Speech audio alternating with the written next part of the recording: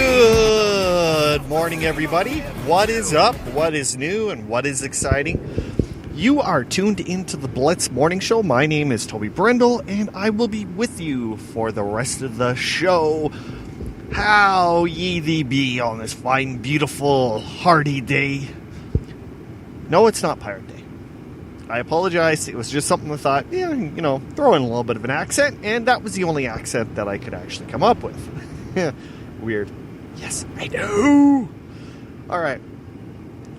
On Monday, I did tell you guys about an accident that happened east of my city. I do have a little bit more update on it.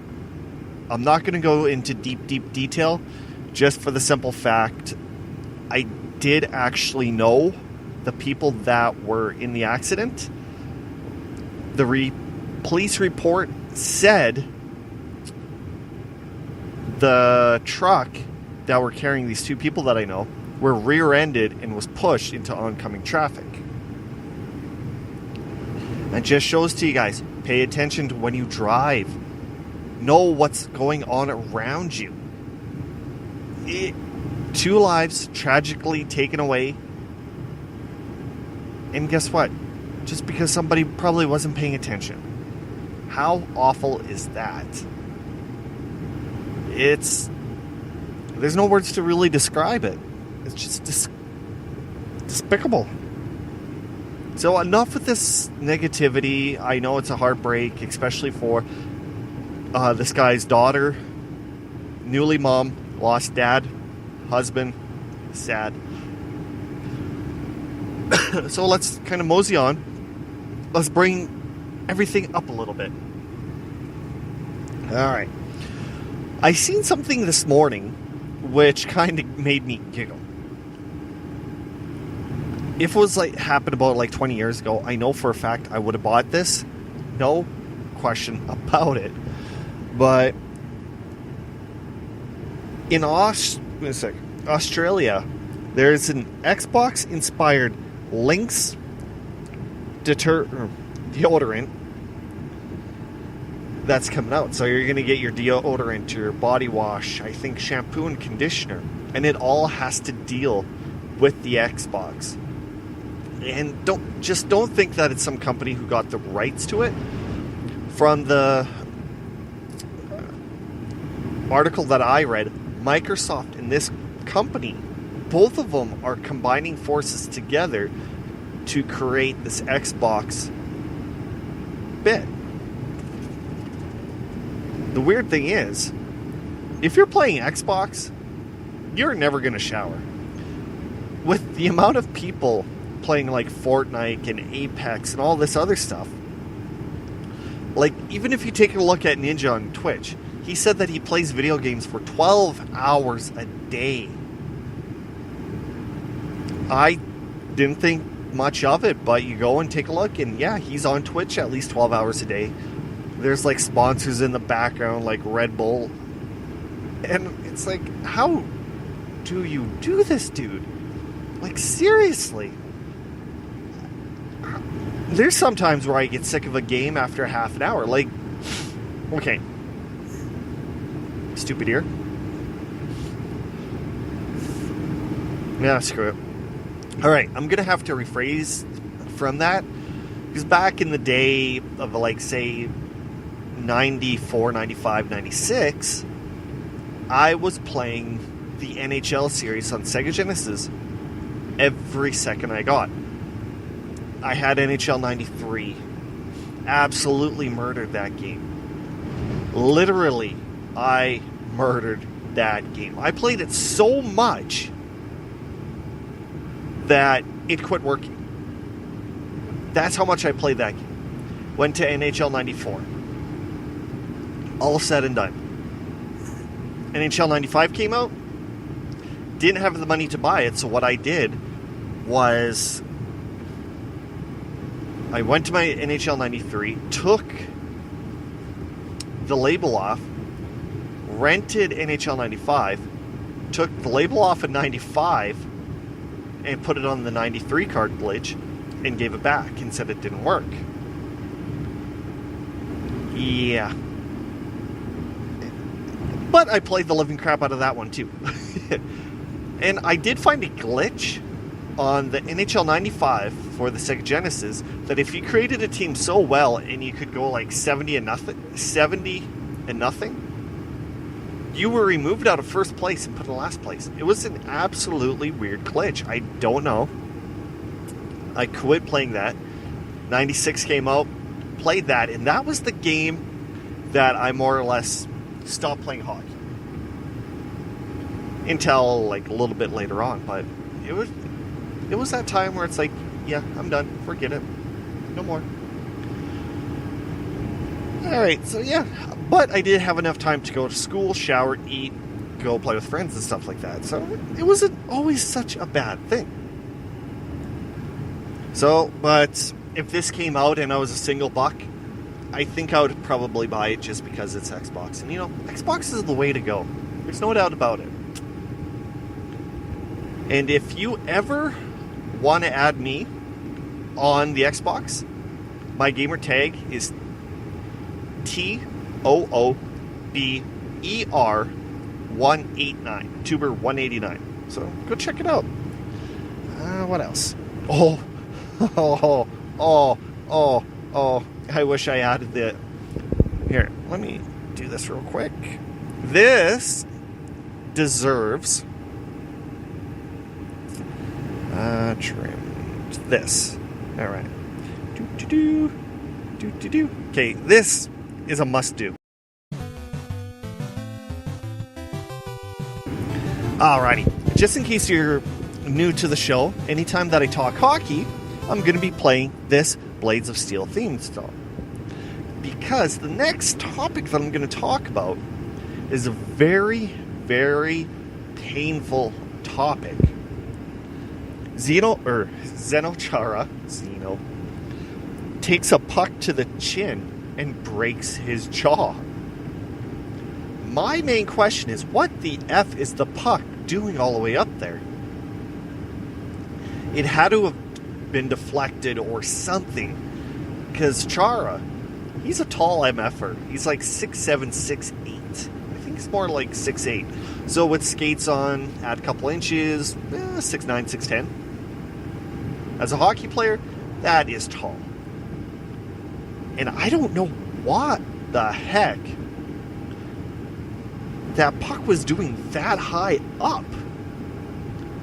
I don't know. But yeah, I'm not sure about any updates on him or what's going to happen to him for the next game. But the series is tied 2-2. There's a guy in St. Louis who also bet like $400, I think that's what it was, that St. Louis would win the Stanley Cup. So if he won, it's going to bank him $100,000. There's tons of people that are saying, just sell your ticket, take whatever you can for it. But the guy, he says, I'm just going to go straight to the end and I'm going to win. People have been offering him like $30,000, $40,000 for this ticket. You have the one side saying take it, other side says don't, just ride it out. So I think what the guy's just going to be doing is he's just going to ride it out to the very end. One other guy in basketball had a ticket, he sold it, and that particular ticket won. So the guy from St. Louis says that he doesn't want to be that person who has a winning ticket, sells it, and the person wins it. And I guess now that is a chance and opportunity where people will track you down and say, you got a $500,000 ticket, I'll give you $200,000 for it. So it's fine. Guy does it. The guy who gives them, say, $20,000, $30,000, the ticket doesn't win. He's out $20,000, $30,000, but the guy who bought the ticket is up. So technically he would have lost, but he actually gained. You see what I'm trying to get at? Hopefully you do. Anyway, you are listening to the Blitz Morning Show. My name is Toby Brendel, and we are back. No, I know we never left anything, but, you know, just a little bit of dramatic pause. So it's one of those things that, do you do it or don't you do it? it would still be kind of nice that the guy picked St. Louis, put down a bunch of money at 201, or was it 250? I think it was 250. Correct me if I'm wrong. And oh, did I do it? No, I did not. God damn it. Oh wait, yes I did. What am I smoking? His brain ain't right, but it's fun. Exactly. Forgot about that. So, all right. So you have all that interesting duty and doodah. So yeah, hopefully he wins the 250 because, like I said, St. Louis, when he made the bet, was last in the league, snuck into the playoffs, and already it's tied 2-2. They're halfway there for winning the Stanley Cup. St. Louis, I hope you do well. That's all I can say. And just in case you guys didn't know, back in the 70s, St. Louis was on the verge of coming to Saskatchewan. Google it. It's worth a read. A picture is circulating around on the internet that has to be one of the most weirdest pictures that anybody could ever post. Okay, get this. Taylor Swift and Marilyn Manson posed in the same picture. It has to be one of the most weirdest pictures ever taken. And there's a lot of people that are saying, are these two collaborating on a song? Me, I have no idea if this would work. I don't even think that they should do it. Taylor Swift's her horrible boyfriend experiences that I gotta sing about. And Marilyn Manson's dark gothic. Yeah. It's unless she talks about his or her bad boyfriend experiences and how so-and-so did this to her and did that to her. And all of a sudden Marilyn Manson's on the other end going, I will kill him, I will warp his brain, I don't know. I haven't listened to Marilyn Manson since probably the 90s. Jeez, give me a break, guys. God damn it. Oh, sticking with the music theme, this one is kind of a head scratcher / palm to face. Apparently, Ja Rule still thinks that the Fire Festival was a great idea. Okay.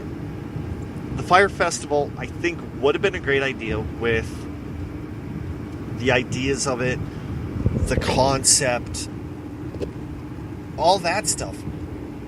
The only issue was the person who was helping put it on, the guy who went to jail.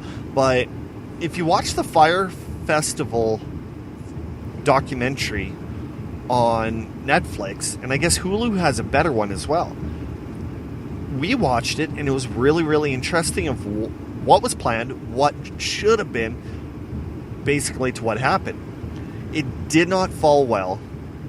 The first bunch of plans that were supposed to happen, great idea, great concept, everything was going good until the partner that was with Ja Rule opened his mouth and basically just absolutely bombed it. So, it's kind of horrible. And even the amount of people that haven't got paid on that area, it's heartbreaking knowing that some people are willing to do this to F other people over. It's just mind bleep, I tell you. Mind bleep. I'm not really sure if I read this or I just thought of it or I dreamt it. But Ja Rule would have loved to try for a second go at the Fire Festival. Oh, that right there. I don't know. Could be a little bit of a horrible experience and a horrible go to it too. I would not trust it. Oh, hell, I wouldn't even trust festivals nowadays, but the amount of crap that's going on, ugh, even spring break, why would you try? Just too many old creeps going around.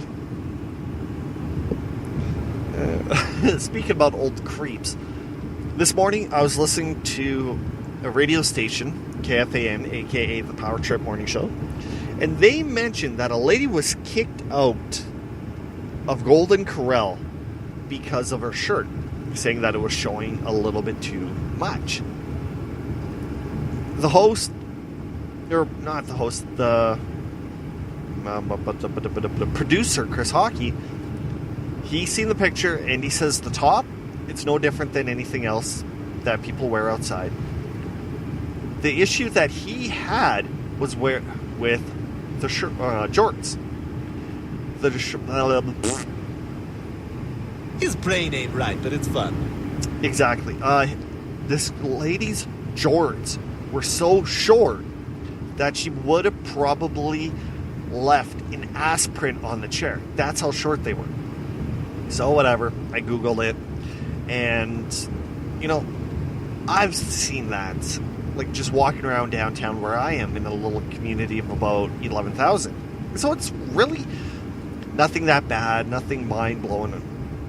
So it is what it is, for example. But just being told to get out is another thing, just because of that.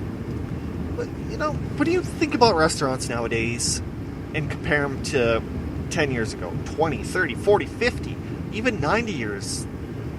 90 years ago? Yeah, I guess so.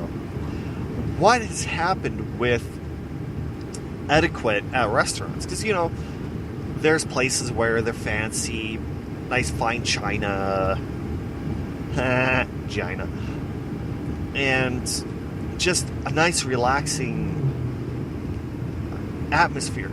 But now you walk into a nice dine-in restaurant, classiness, people are wearing jeans, baseball caps, don't take them off during meals, tank tops. Just the etiquette for restaurants, just etiquette for everything nowadays is just going downhill. Like, for example, also funerals. Back in the day, black suit, black pants, black shirt, black dresses. That's how it is. Now, black jeans, black this, tank top, whatever. Just t-shirt that says Slayer across it. People don't have that etiquette like they used to back in the day. And, you know, it's kind of weird that time has changed so much that what it was and what it was just in general is no longer what it is today. It's kind of sad if you ask me. But times are changing. We have to accept it no matter what. We can't go back in time. We only go forward in time. And that is a huge question I need to add on our Twitter page. And possibly our Instagram, too. Speaking about questions. Was it Monday or was it last week? I think it was last week. I screwed up when it came to asking a question I wanted to do for a full week. But I did a story last week of a teacher forcing a kid to smash his cell phone in class because he broke her rules. So on Twitter, I had a question that basically said, do you think the teacher had a right to force the child to smash his cell phone? So my opinion on that one is no. It's not her property. It might not be that kid's property. It could be a parent's, aunts, uncles, you know, you name it. So I asked, yes or no, does the teacher have a right to force a kid to smash the cell phone? And surprisingly, everybody who voted on my poll said 100% no. The teacher has no right to force a child to smash the cell phone.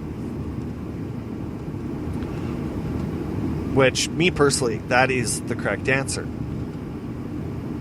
And I already told you what I thought. If a if my child has ever did that in the teacher's class, feel free to call me. I'll set the punishment. I'll take away the phone, etc., etc. Don't do it, or don't go ahead and do it yourself. Okay. So, yeah, it was actually a pretty interesting poll response.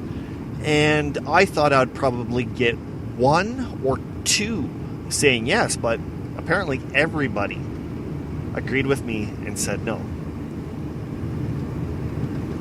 I guess it is what it is, more or less, guys. All right. So I think that should be it for today. And I forgot what the poll question is supposed to be. Dang it, now I gotta listen to the show over again so I can figure it out. Anywho, you're listening to the Bliss Morning Show. My name is Toby Brendel. I was your host for this particular day, as well as every other day. If you have any questions or comments, feel free to email me at theblitzmorningshow@gmail.com.